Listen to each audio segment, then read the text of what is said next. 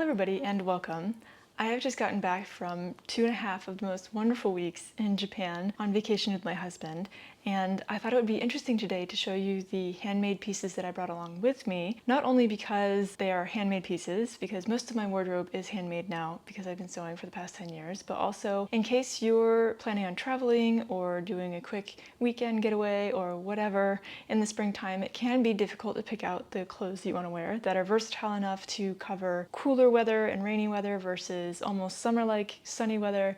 And even if you don't make your own clothes, I thought perhaps this could inspire you. And so I wanted to show you the pieces individually, what I brought, then show you them in context from a little bit of the footage that I took while I was in Japan, and then come back and tell you all about which ones were the most useful and which ones were not useful at all, or just a little bit, and that I would rethink for next time. So our trip was 17 days total, and we flew directly to Osaka, and we explored the regions of Chugoku and Shikoku, which were absolutely gorgeous. And what I really loved about these regions is that they had a lot of artisanal crafts that I could participate in. So indigo dyeing and weaving and all kinds of crafts that I'd like to go back to and explore some more, but that's another topic for another day.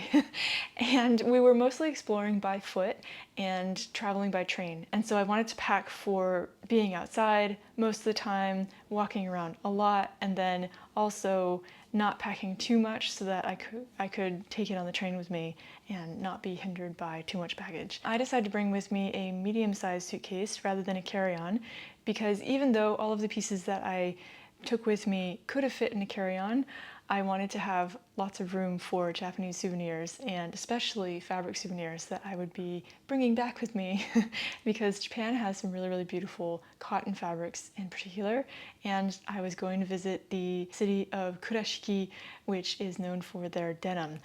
So I knew that I needed space in my bags. So I picked out these pieces not only for that, but also for versatility, for layerability, for the weather, because we were going to get a whole range, and then also we were going to have days that were a little bit more adventurous than days that were a little bit more sedentary, like the crafting workshops that I'd booked for us. And then we had a show that I booked for us to go see some traditional Japanese dancing and music, which was really special. And then I knew that we would be going out to dinner once or twice to nicer restaurants or izakaya, so I was thinking about what I'd want to wear for that too. So without further ado, let me show you what I packed. So starting with bottoms, I brought 5 pieces, and of the 5, I brought 3 skirts and 2 pants. The first pair of pants that I packed was the seamwork Joss pants in this celadon green linen that I absolutely love and that I find very versatile for all kinds of activities and weather. The second, I almost brought my seamwork Palmer pants that I made this winter, but in the end I decided that it was too bulky and too warm, and instead I made a new pair of pants last minute, but it was a quick project, and it was the seamwork Joss pants again in this heavier, thicker linen with more of a slub to it. I figured that would be great for cooler days, rainy days, to keep my legs covered, but I will show you these pants in much more detail in my spring wrap-up video of all of the pieces that I made this season. For skirts, I brought 2 pairs of the Helen's Closet Donovan skirt. So the first is my favorite version in this Italian yellow-tiled viscose fabric that is super swingy and great for hot days. I also brought a version in white linen. This is the same linen as the blue seamwork Joss pants that I made. It is a thicker, sturdier, slubby linen, and I first made this last summer, but it was a little bit too big in the hips, so I recently took it into the hips, and it worked just fine. And then for the third skirt, I brought a ready-to-wear skirt that I bought in Japan back in 2019, and it is a midi-length, dark blue pleated skirt. I love this skirt, and especially for travel, I find that it's really convenient because you don't have to wash it very often. It doesn't show stains because it's dark, and you can bundle it up in a little ball and then shake it out and wear it, and it doesn't show wrinkles, which is great. It is polyester, so I don't wear it on very hot days because it will stick to my legs even though it has a lining, but I love this skirt and it will stay a staple in my wardrobe for many years to come, I think. For tops, I packed 8 different tops, so 5 that were longer sleeved or 3/4 length sleeve because I saw that it was much colder and a little bit rainier than I thought it would be. I brought 3 different Sew Over It Edie tops. The first is this version that I'm wearing now in this dark green, sort of forest green wool jersey. It's 100% wool. I love this version because it is very breathable. It is great for keeping me warm in cooler weather, but then it's not too hot if the sun comes out and it gets a little bit warmer. warmer. It's just really versatile and it doesn't wrinkle very easily, so it's easy to pack and wear as well. And then I brought a cotton rib knit version, and you might recognize it from my mending video because I took in the neckline a little bit, and I find that the rib knit ivory cotton does create a little bit more of a formal feeling. It's a little bit stiffer, but that's okay. It worked with a lot of the bottoms that I brought. And then I brought a third version in this slinky viscose jersey in white that I could use as a layering piece or on its own on a cooler day, but one that I wanted a little bit more coverage as well. And then I brought two Core Patterns Periwinkle in the 3/4 length version. This 3/4 length sleeve doesn't come with a pattern, I created it myself. This top I find is a great t-shirt pattern because I love the balletic neckline and I love how it's versatile in creating lots of different t-shirts for my wardrobe. And so I brought it in two different colors, in a white cotton knit and a black cotton knit. And then for shorter length sleeves, I brought three tops. Two of them are two other Core Patterns Periwinkle, but with the cap sleeve instead of the 3/4 length or long sleeve. And I brought my favorite version in this cotton rib knit aqua blue colorway fabric that I made a while ago, and that is the most comfortable fabric. It's got just enough stretch recovery to keep its shape, but then it's also really comfortable and not too tight. Oh, I love it, and I love the color. And then I brought a second version in this cotton ivory rib knit fabric that is the same as the Sew Over It Edie top fabric that I made. And then for the final top that I brought, I wanted something breezier and for very warm weather, and I brought the Core Patterns Periwinkle blouse. I find that it is the perfect light layer for when it is hot, but for when I want to cover my shoulders and have just a light breezy layer. Then I packed 3 layering pieces for more warmth, so 2 cardigans. I have 2 ready to wear cotton cardigans in this light gray cotton and white cotton. And then I also brought my Seymour Callan sweater in this wool blend light gray fabric. I tried to fix this in my mending video as well. I tried to lengthen the sleeves because through washing and wearing, the sleeves have shrunk a bit, so now it's sort of like an awkward, almost 3/4 length sleeve, but not quite. I didn't have time to make a new one, and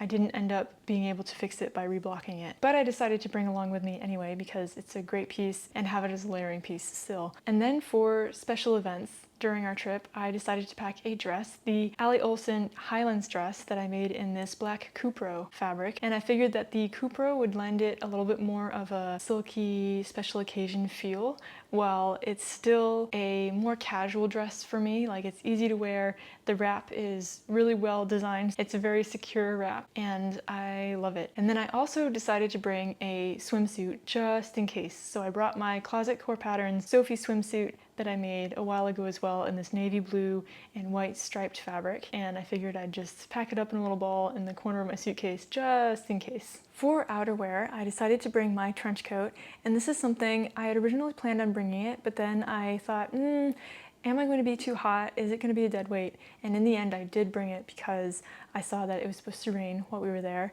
and I figured even if it's dead weight, I spent so much time mending it and caring for it and replacing the lining that if I don't bring it, I'm going to regret it, especially if I'm cold. And so I decided to bring it. And then I brought as well a handmade scarf that I knitted myself. It is the Stay Toasty scarf by Kutowa Kika. It is the small scarf version. You may have noticed that I did not say anything about pajamas, and that is because in Japanese hotels, they typically give you pajamas to wear. You don't have to bring your own. This is something that I learned on my last trips.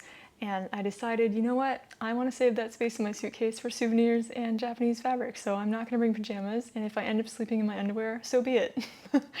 And luckily, I was right, I remembered right. At all of our hotels, we had free pajamas that we could wear, and they were super comfortable and absolutely sufficient for sleeping in, and so I'm glad I didn't waste space with pajamas. For shoes, I brought 3 different pairs of shoes. I purchased recently a pair of sneakers that are slip-on, which are really convenient for Japan because you end up taking off your shoes a lot, and so I invested in these Geox shoes. And then I brought my trusty espadrilles, my Tom's espadrilles for warmer days for walking around and to alternate with my sneakers.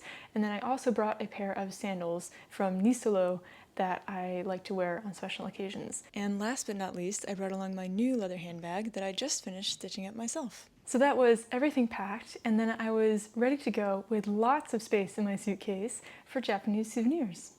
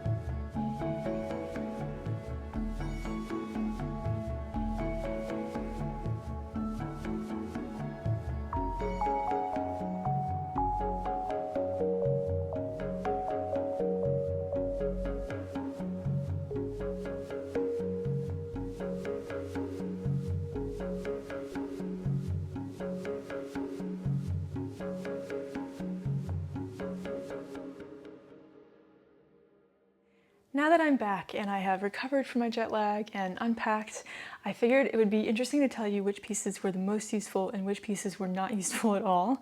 And the most useful pieces, or the star of this trip, was my trench coat. I'm so glad that I spent the time mending it and replacing the lining and getting it ready for this trip and for many more years of use to come, because it turned out to be a lot chillier than I thought it would be, especially in the first week that we were there. It was pretty rainy when we were exploring Hiroshima and then especially Matsue on the Seinen coast. It was blustery. It was a beautiful city, and we ended up getting really lovely weather at the very end of our trip there.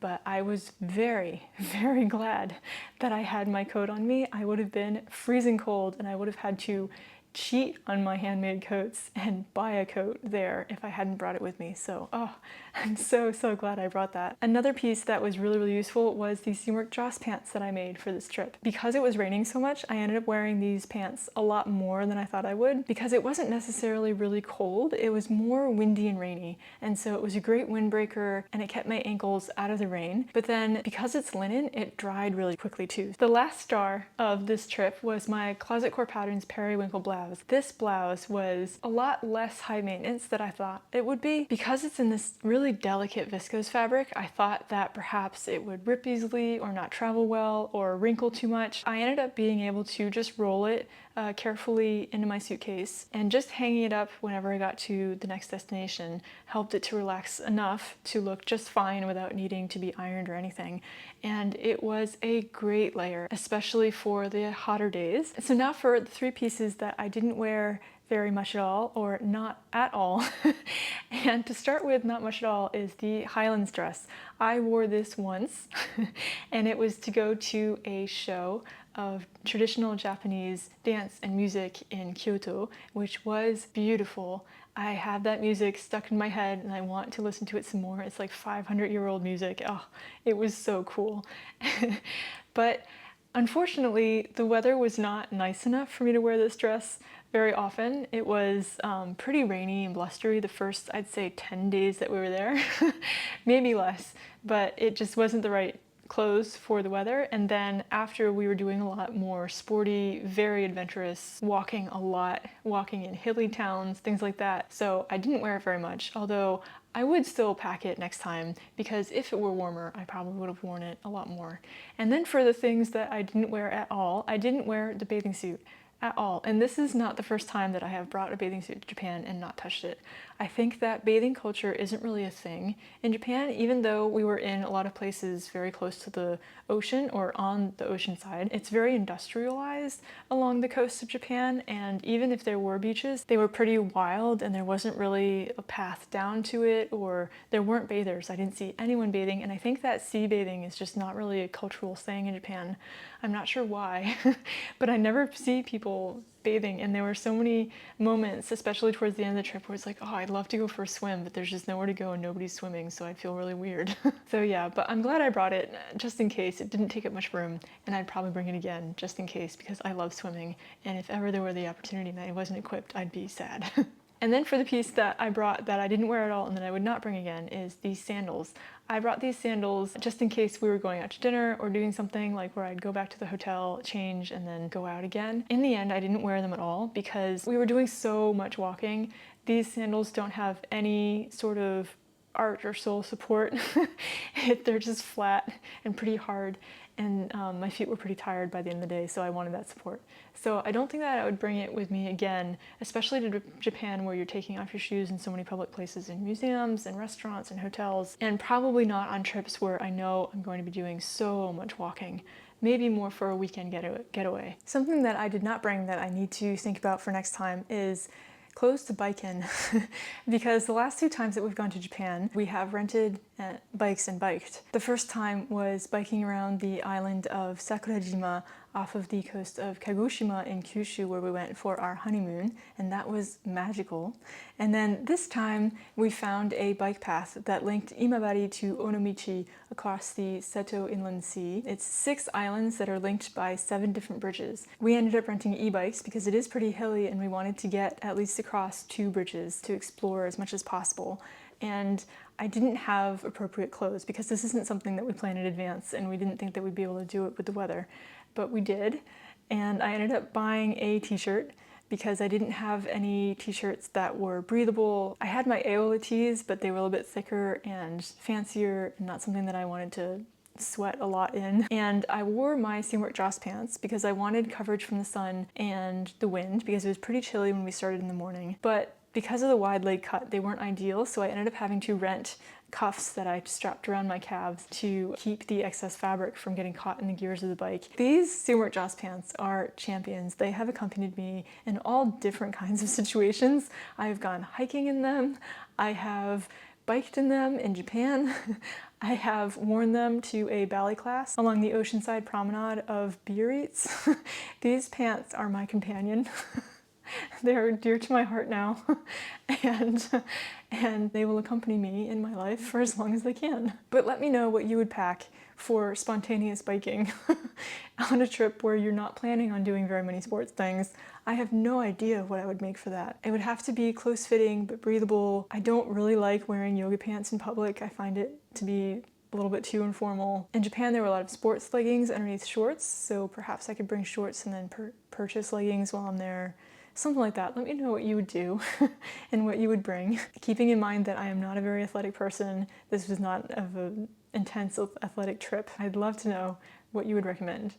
So that is everything that I brought with me on this trip to Japan. Stay tuned because next I will be showing you all of the fabric shops and haberdasheries that I found while I was there, what I purchased, and then also the 3 craft workshops that I participated in that were fascinating. And I'm so excited to share those with you. If you enjoyed this video, don't hesitate to like and subscribe. And if you'd like to contribute to this channel, you can contribute with a YouTube super thanks or through my Ko-fi account linked below if you'd like to leave a tip. Any contributions are super helpful to keep this channel going, and thank you so much for those who have contributed. It helps so much. I hope you are all doing well, and I will see you again very soon. Bye-bye.